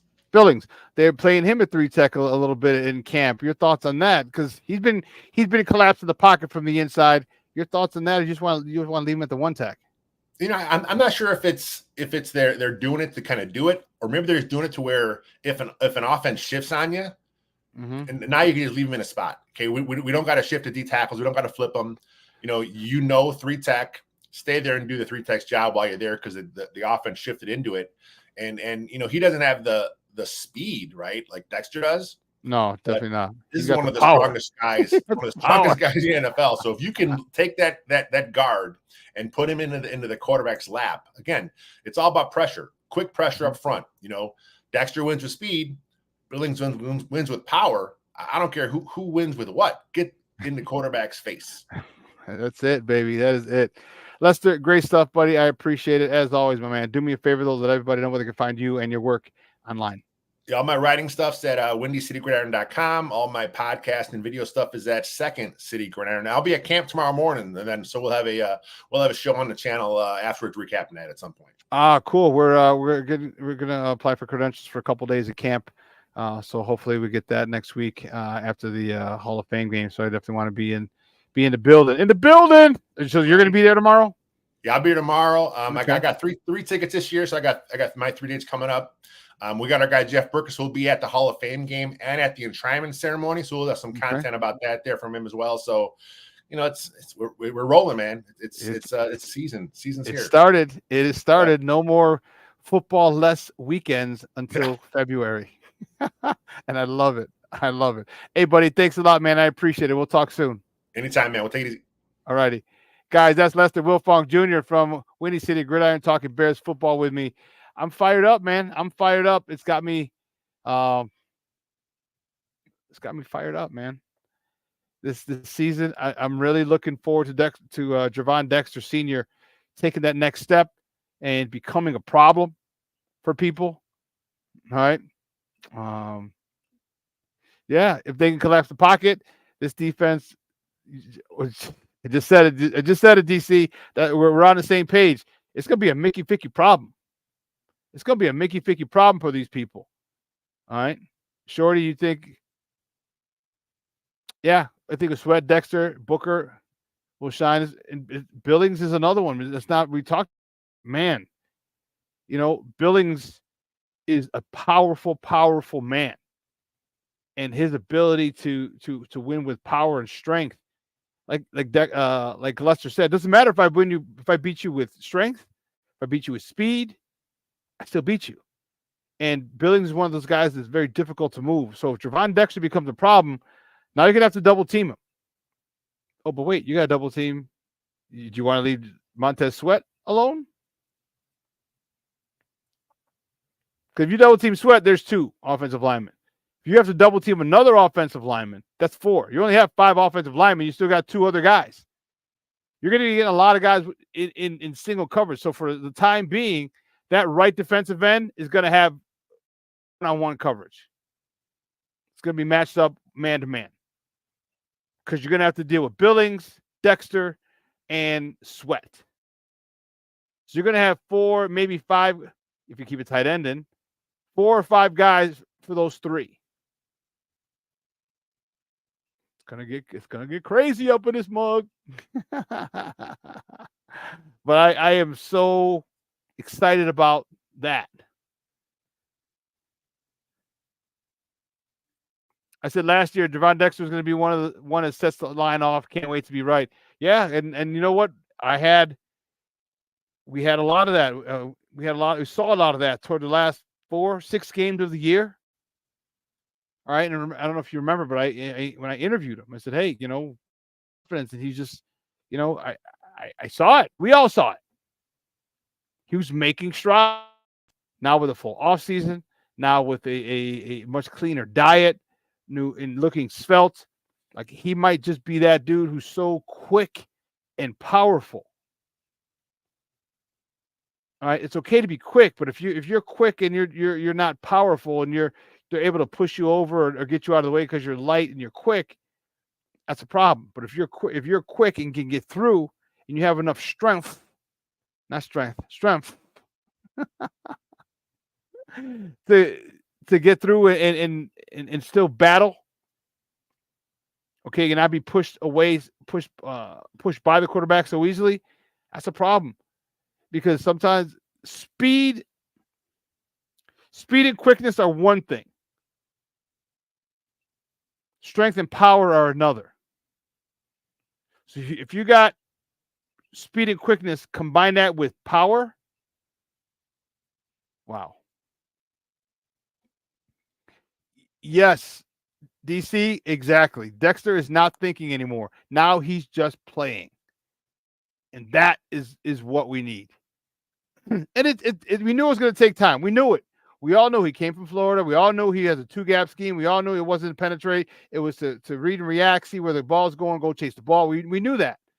And to change that, we saw that toward the end of the season. As the end of the season drew closer, we saw him starting to transform. We saw him start to get more comfortable. We saw him starting to pick up that defense and make more plays. And if not make plays, be a problem. Flush the quarterback out. Tackles for losses if it's a handoff. Okay, these things, chasing the quarterback, like I said, flushing them out, these things we saw on a consistent basis.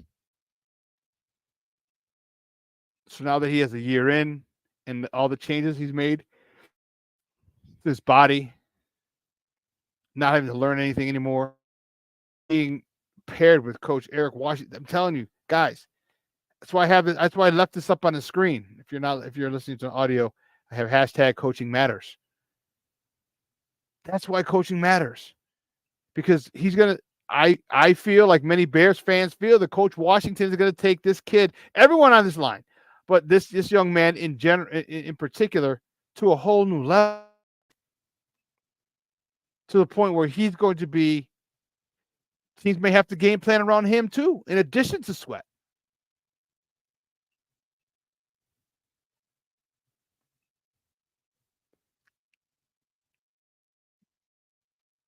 King Booker Worley said Dex will have a better year than Carter. Heard it here first. Okay. I'm hoping. I'm anticipating. I see it. Now he just got to do it. He just got to do it, because that is going to be. We didn't even get to talk to the secondary. Didn't even get to talk secondary. All right. He's up in, I don't know if he's in the sky right now or if he's landed in Paris to watch his wife, who kicked ass yesterday, by the way. But that back seven, talking a lot of shit. They're cocky, they're arrogant, but I think they're focused. You know, Jalen Johnson, when asked, he said, there's stuff I still need to do. See, the thing you worry about players when they get a big contract is their propensity to fall off. We talked about Cody Bellinger, right? At least publicly, Jalen Johnson's like, I got something I got to prove. He wanted to be all pro last year. He was second team all pro. He's like, no, I want to be first team. Well, that's the kind of mindset that you got to have. Mindset is so important. You know, Jerry Rice had one of the best mindsets that I can remember. I remember reading an article about him. And he said every year he came and he felt and he competed. He was competing for a roster spot. Jerry Rice, after Pro Bowl victories, after Pro Bowl selections, after Super Bowl victories, after Super Bowl MVP awards, he still came in fighting with the mentality, I have to fight for a job. And that's the thing I love about it. And that's, you know what? And that's the mentality that I took in my career as well. Be humble. Be humble, because if you're fighting for a job, you'll do anything. And what that does, that sets the tone. That sets the tone for everybody in your position and on your side of the ball. If they're saying this dude's going hard like that, this all-pro, this MVP, this Super Bowl MVP, this leading wide receiver is fighting for a job and he's going all out, he's going balls to the wall, I think I need to go balls to the wall. That's the type of you need to have in anything competitive.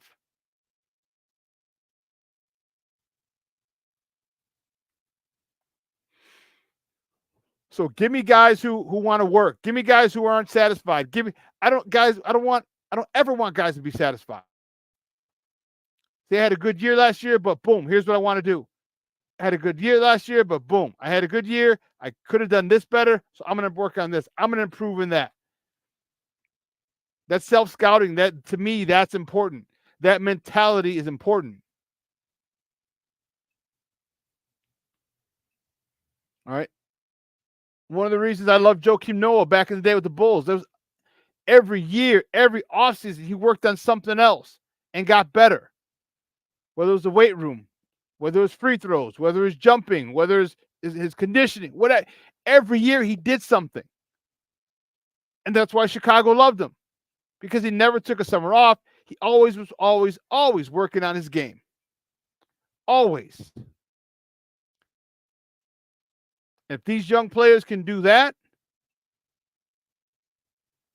bar owners are going to be really happy, because them bars are going to be filled to the brim with Bear fans on Sundays. Because my buddy owns a bar, Output. He's talked about it many years. When the Bears are bad, business is bad. People don't. And I remember I'd go there, I'd get there early, and there's nobody there. But when they're good, there are people lining up at the door at 10:30. They open at 11.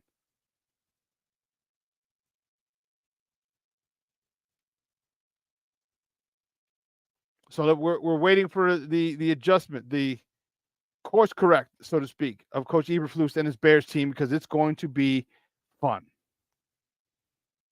The Hall of Fame game Thursday. Yeah. Shorty said Eberflus looks like he stepped in from a different dimension this year. Yeah, he does. I think this is the first time he is finally at ease. Okay. Finally. Because you see him and you have his first year was a shit show. Oh, my goodness. It was, you had no offensive line. Your defensive coordinator gets asked to leave, or you had to fire him. The running backs coach had to leave. Now you're calling a defense when you just wanted to be the CEO. There's a lot. You have to kind of get adjusted to that. Yeah, and King Booker, well, he looks more in control. He commands more respect. Yes. I think that's important. I think that's important with a young team that's ready to go to new levels. We got a young team. I mean, from Caleb to Roshan Johnson to Darnell Wright to even Tevin, I guess, but Braxton Jones. All right. Kyler Gordon, Jaquan Brisker, Tyreek Stevenson. These are all young players. All young players. We got a young team. So it's going to be good to watch them grow, all right, have some success, and it's good for Eberflus to be on them. All right. So like I talked to Lester, when you got good coaching coming at the next level, whatever level you achieve, that stays with you. So we're going to find out. I'm excited. You're excited. We're all excited. Listen, 2 hours is coming and going. I want to thank my guests, Evan Altman from CubsInsider.com. We're coming on talking Cubs baseball with me. And I want to thank my man, Lester Wiltfong Jr. for coming on talking Bears football with your guy. So I'm out of here. I got to go pick up the warden from CrossFit. Guys, have a phenomenal day. This will replay on Monday night tonight at 6 p.m. All right. I'm glad to be back Monday, Wednesday, Friday. Whew, it'll be good talking to you guys on a regular basis. All right. So for everyone here at Sports Zone Chicago, all right, executive producer Elliot Baez, our social media guy, Clarence Council III, and my co-host in absentia, Maya. I'm your boy, the Superback, Shawn Sierra. Guys, have a phenomenal day. Even if it's overcast. Oh, now the sun's coming out, but still a lot of clouds. Even if it's overcast, hey, you're on the wake up list this morning, so you should qualify it as an awesome day. Remember, everything is about perspective. All right, have an attitude of gratitude, and life goes a lot better. All right. Well, for everybody here, guys, I am your boy, the Superback, Shawn Sierra. Have a phenomenal day, because you know what, baby? I am out.